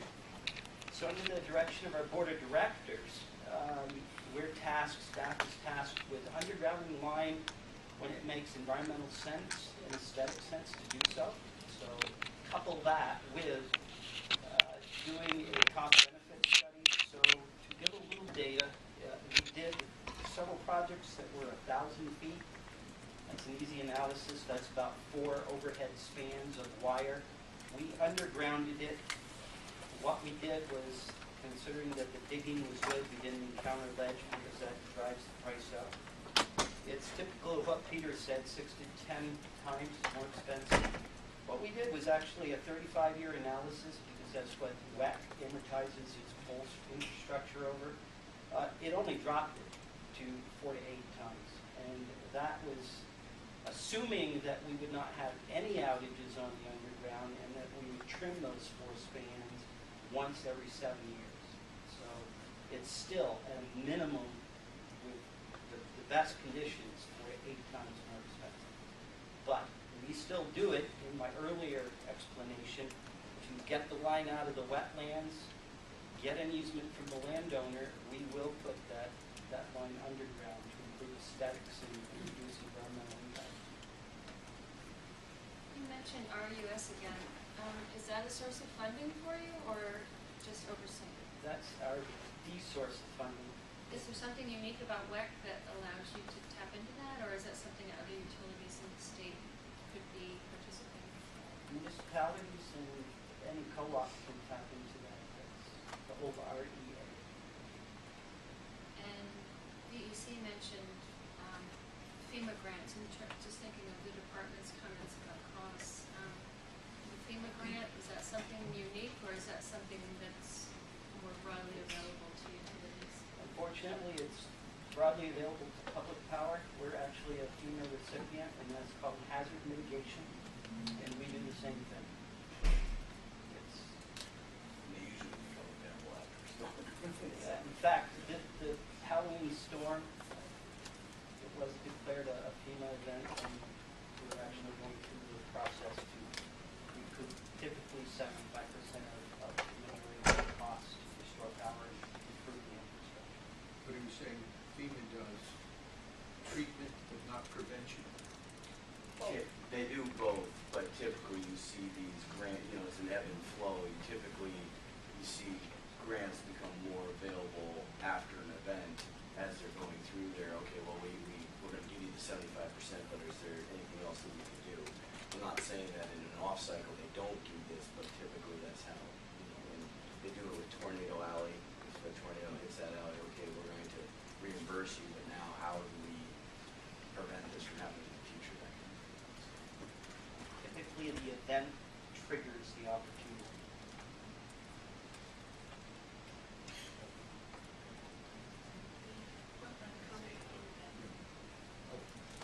Mike Burke, Green Mountain Power. I just wanted to speak a little bit about, we have towns within our service territory that go out for grants to beautify a section of downtown, things like that.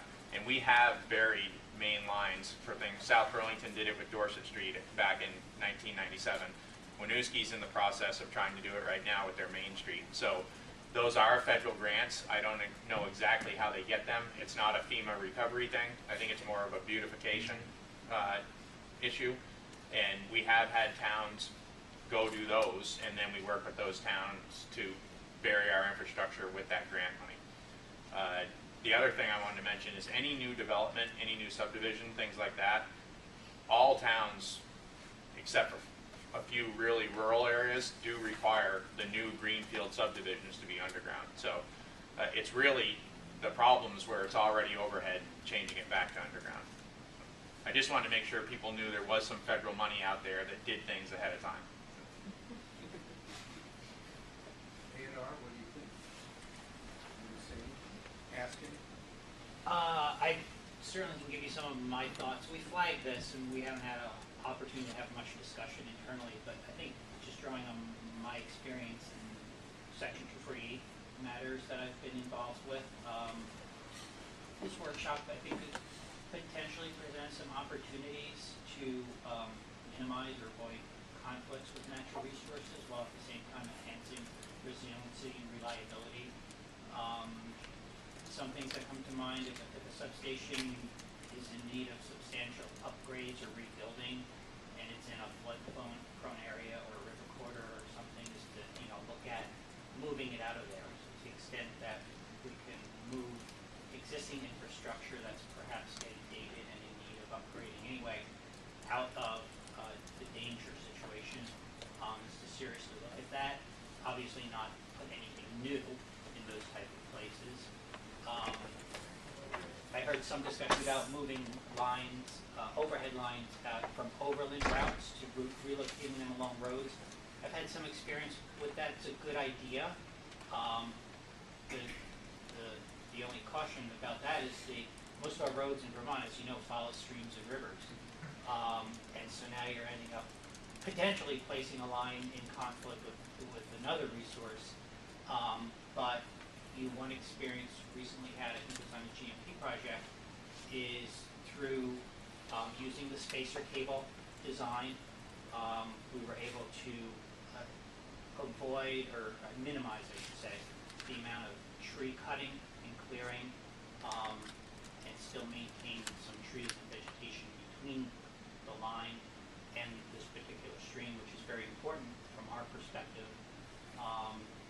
So that those are things to look at. I've heard people sometimes aesthetically don't like spacer cables, but we've heard they're more robust. I think from our perspective, where they help is they result in the need to, or not the need to clear as much, tree limbs, trees, etc. So that was something. And then we've encountered more recently in the past year, a couple of years, where there has been the need for say, distribution upgrades in connection with a Section 248 project, and those upgrades required an extensive amount of tree cutting or clearing, potential conflicts with some of our listed species, primarily bats. And we are able to manage that sometimes through time of year restrictions on when the cutting occurs. So I think, looking at recognizing there's a need to perform vegetation management for resiliency, but while looking at how that's done, when it's done, is doing that in a manner that factors in some of our resource issues. So I think ultimately we have an opportunity to maybe double down and fold some of that and promote natural resource resiliency. At the same time, we're promoting grid resiliency.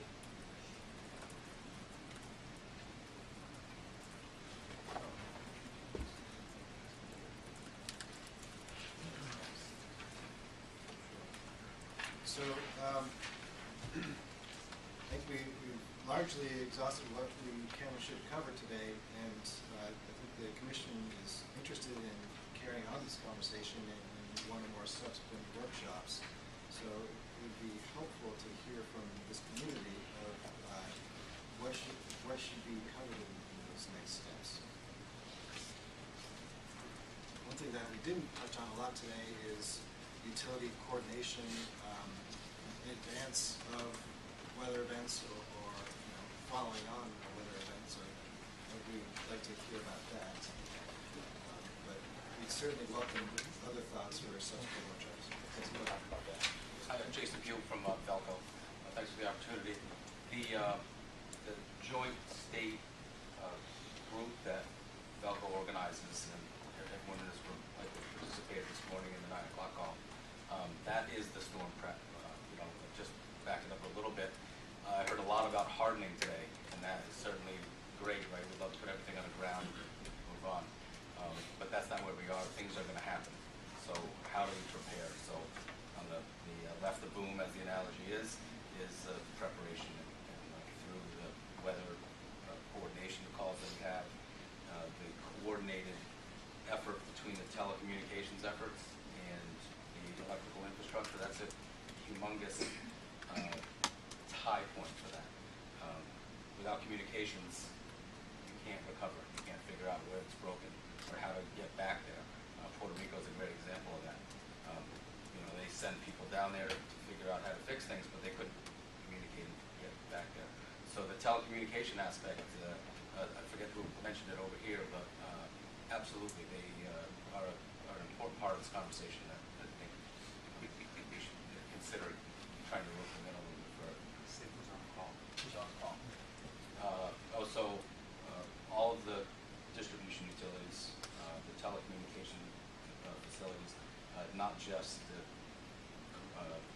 residential or commercial too, like Level 3 and other large carriers. Bill Jordan is 99% of the time on the call, or someone else from the representative. Emergency management. From on emergency management, we've got the National Guard, Air Force. It's a great group of people, all organized. If you look at the state SCOC, they've got representation, and the way they organize that room up there is similar to how the phone calls are organized. So that large coordination is tremendous help before the storm hits. Additionally, after the storm, Can we stop 1 minute before the storm? You had a call perfectly. this morning. Yeah. Did you have a call before this as well for this upcoming storm? There'll be a call tomorrow morning at 9 o'clock, and then at that call, there'll be another determination if there should be a call in the afternoon, or if it would be another. It's generally 9 o'clock in the morning or 3 o'clock in the afternoon. That's a little bit based on the way the weather models run. That it's just it works out well. Roger Hill usually is our weather guru who sifts through all that. There's like 100 models out there. He aligns those up for us. Now you can move to after the storm. I didn't want you to. Okay, no, thank you. So the other piece is recovery, right? So we've hardened everything. We've done what we can. We prepared for it. Things are going to happen. How do we get better at recovering? So, for instance, we participated in NERC's GridX this year, which is a simulated exercise. Every year we exercise our own emergency response plan, and we run through various scenarios that are in-house, and we organize ourselves into a way that we can communicate internally and externally, and align with GFP and the co-ops and everybody else that are on that storm call. Those storm calls after the storm also become the organization means by which we can coordinate a response and recovery. So that's another big piece of it that's external from the hardening, and I don't want to leave that off the table because that's as important as anything else. Mike Burke, Green Mountain Power again. So in Vermont, we practice Vermont values, and Dan and I pick up the phone, Peter and I pick up the phone after the storm is hit and literally trade crews between each other like they're all our own crews. Green Mountain Power, on top of that, is part of what's called the North Atlantic Mutual Aid Group. It's a group of about 24 to 30 companies. Some have the same owner, so it gets a little confused how many exactly there are. There's probably 2,000 to 3,000 linemen available within that group. It covers from West Virginia all the way up through the eastern United States into the provinces in Canada. We've already been in touch with them since about Wednesday. Yesterday we started calls with them.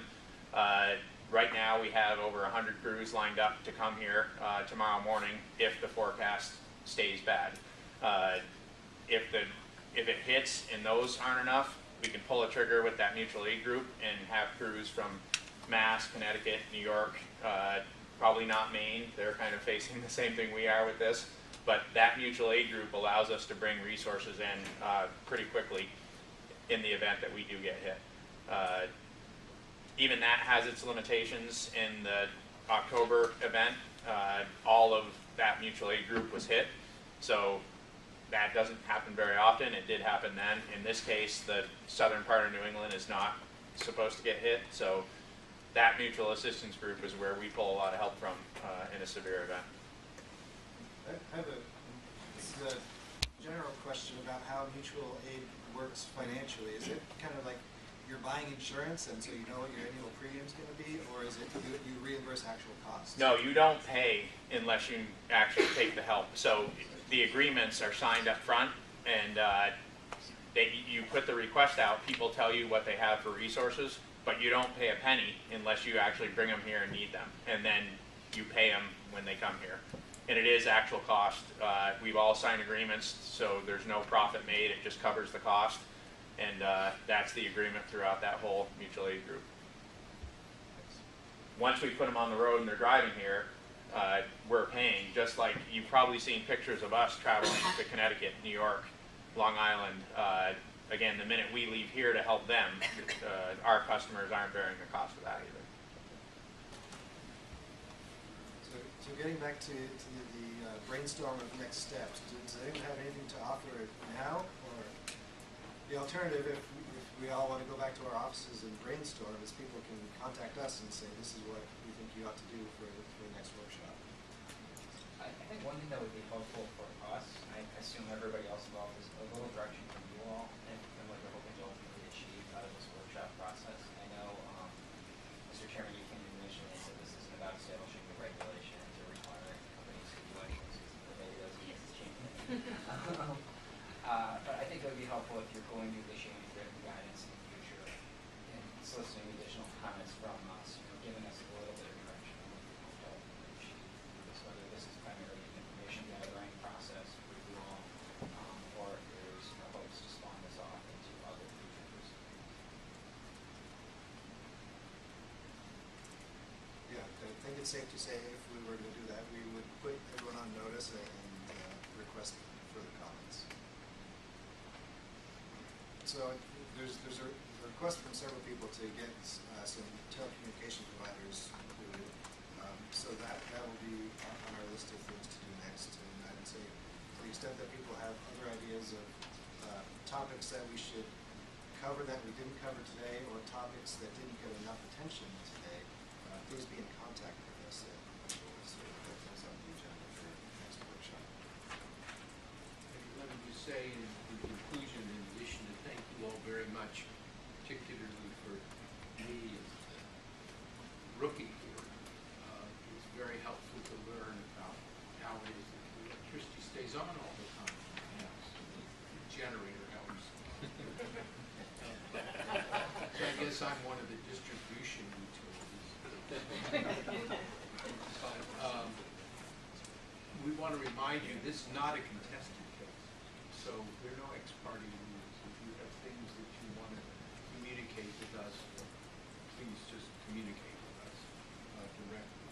And this case is being processed in EPUC. I trust everyone here is becoming conversant with that. So make the most of it, use it, send comments there. If you have comments, things you want to add, look there for new stuff, you will get noticed. Notice CLF asked about intervening. It doesn't require intervening. I would just, and comment on that, I was surprised that I had to intervene in order to submit a comment. So I don't know if there's something that you can do at your end, or it just goes in as a public comment, and then that can only be done on behalf of an individual. So that's why CLF filed a motion to intervene, because I wanted to be able to submit the comments. We'll check on that. So it may be my inability to navigate EPUC, so don't, but. Okay, that's very important, because we all ask the same question. What do we do with this petition to intervene? So you can grant it. It was a nice pleading. Thank you, thank you. Phil would like to go on the record as not objecting to it. All right, if you do have questions about EPUC, our deputy clerk, Holly Anderson, is extraordinarily competent with that, and just contact her. But we will find out what this anomaly was and try to get that fixed. Thank you all very much. Thank you. For those of you coming this afternoon, remember we're at the pavilion